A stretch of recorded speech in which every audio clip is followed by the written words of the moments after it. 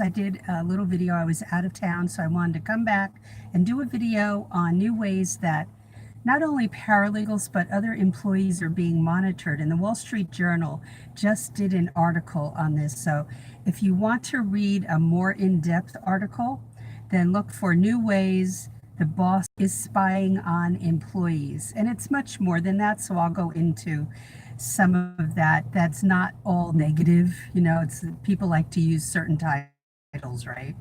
But some of the monitoring is for good purposes, and obviously the spying does go on, or the analysis of whether an employee is working or not, but it's also for other reasons, and I'll go into that. So it's what we call now to be data mining. What is that? Well, let's say that you're at we'll use a law firm as an example, because I saw this happen 18 years ago. And there was a lot of goofing off by 2 or 3 people in the law firm, where we had in the neighborhood of probably 12 or so paralegals and legal secretaries and one receptionist. So what was happening was, it was noticed that 2 or 3 paralegals were goofing off all day. They would use things like instant messaging and all the ways you can do that. It used to be just AOL, but now there are all the ways that you could FaceTime each other, act goofy by using all the technology that's out there, and that's what was going on. And we could all, while we were working there, we're trying to focus and make appointments. And at one point I was waiting for phone calls to set up depositions for my attorney, and we'd have 5 people on the line, and trying to hear them while all this laughter was going on right next to me was not easy. But somehow one of the attorneys noticed, one of the attorney employers of one of the women noticed, and one bad apple or 3 bad apples can spoil it for the whole law firm. And it was noticed that there was a lot of time wasted on the phone and in instant messaging. So they didn't try to hide any of it, which was really kind of outrageous when you think about it. But what they're doing now is they're tracking your texts, your mobile phone calls, and something called Slack chats, which I had not heard of before today. But take a moment to look up this article. It's all over the place if you Google it and call it New Ways Boss Spying on Employee or Employees. It just came out probably yesterday in the Wall Street Journal or thereabouts. So who developed this software? Well, there were ways to track keystrokes. There were ways to track your keystrokes 18 years ago. If a person was really great with computers and you had an IT person at your law firm and the boss suspected something, they could say, can you record everything they're doing during the day? I want to see what they're up to, who they're talking to, and all that. Not so much, it's not tapping a phone, it's tapping the keystrokes. So anything that they typed, they could figure out what they typed. So it's kind of amazing, right, that this occurred, that this technology was there 18 years ago, but now it's even more high tech. And Microsoft actually employs this technology with their own employees, and then they sell it to other businesses, corporations. And one corporation that Microsoft sells to is Macy's, but there are many more.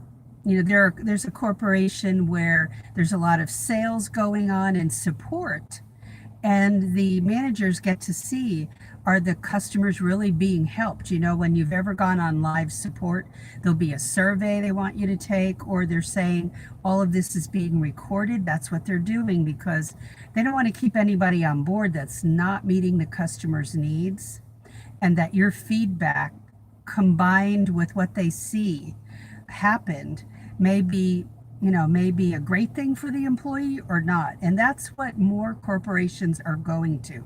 I don't know that most law firms are doing this, but a lot of corporations are. And Microsoft actually, for their own employees, they have a dashboard which shows the percentage of efficiency, but it also shows the powers that be in corporate headquarters or the managers that this employee doesn't have a work-life balance. They're spending way too much time working versus downtime. And we all know people who will stay longer than they need to. And they need to figure out, but is this efficient? What we're putting on the employee, is this working out? They're also seeing that, you know how if you've been in a corporation or any type of company where they have what I call company meeting disease. There are way too many company meetings going on. And the next thing you know, it's like 1 or 2 times a week at least, you're going to a company meeting.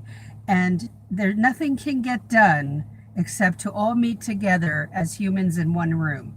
And so they were finding out that this was not as efficient as maybe using another method to assign a task and let's just get it done instead of talking about it. Great idea.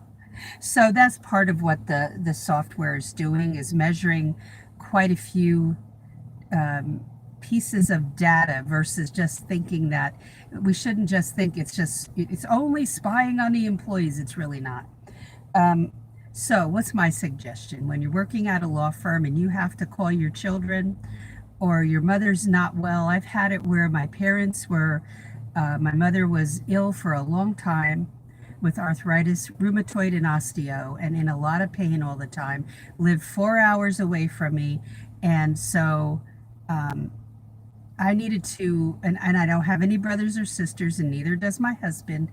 And so it was on us to make sure that we were available for our family and for our children. And I would have my daughter stop by my workplace occasionally. I needed to be available when she was due to deliver my grandson, and I was the coach for the birth. So I had to put that out there that I would have to go, that I inform my attorneys that the only time you'll see me on the phone is setting up a lunch date to go for lunch that day. And that's the only time you're going to see me gabbing, because I just don't do it on the employer's nickel. Okay. So what's my recommendation? My recommendation is that if you're going to apply for jobs and you want to find another job, don't do it on the company computer.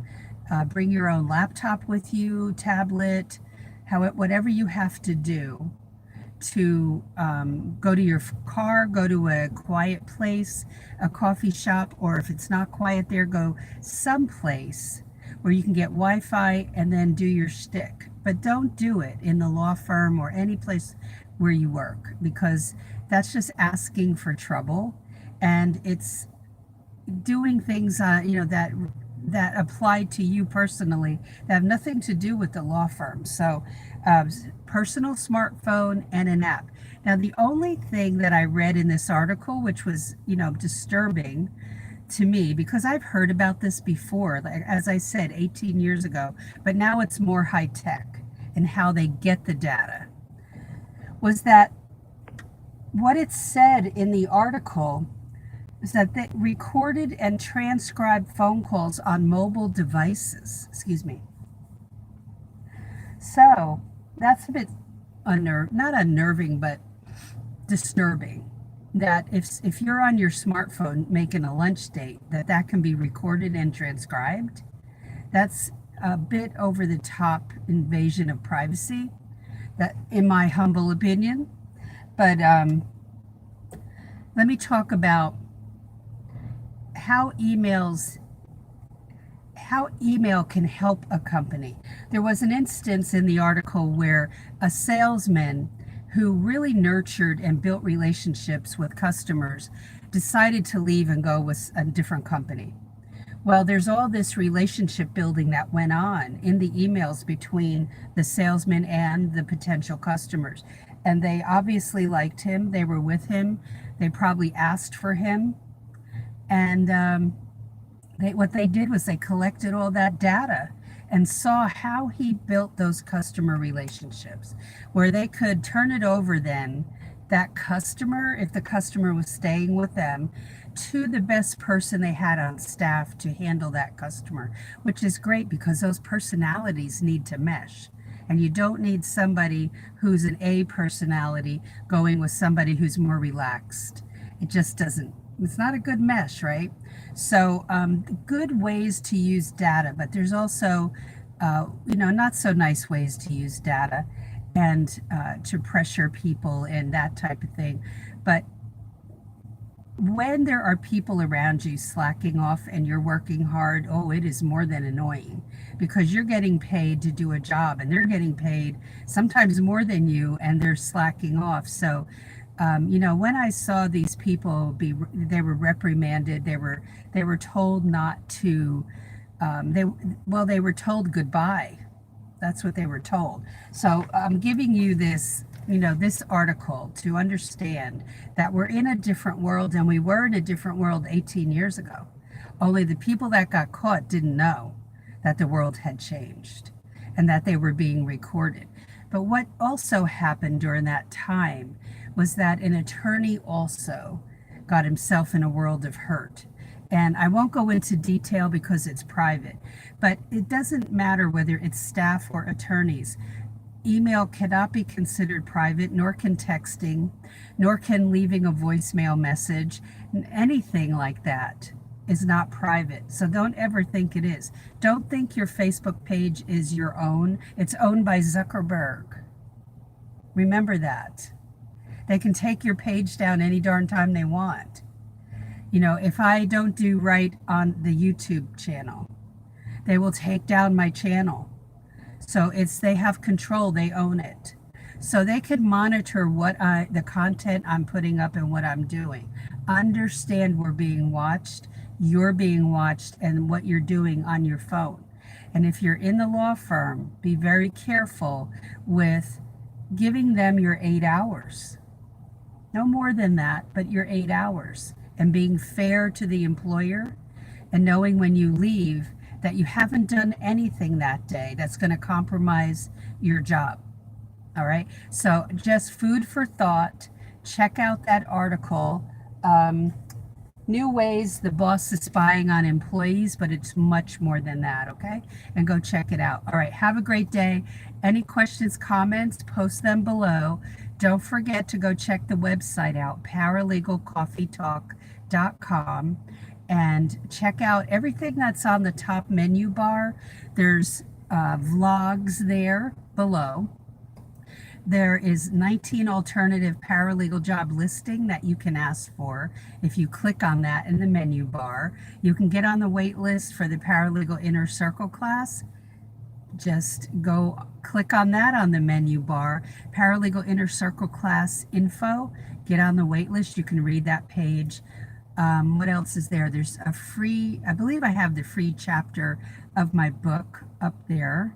And then there's more info about the legal break-in book. So first step, if you're looking at this career for the first time, get my book, Legal Break-In, on Amazon. Second step is join us for the final 2019 launch of the Paralegal Inner Circle membership class.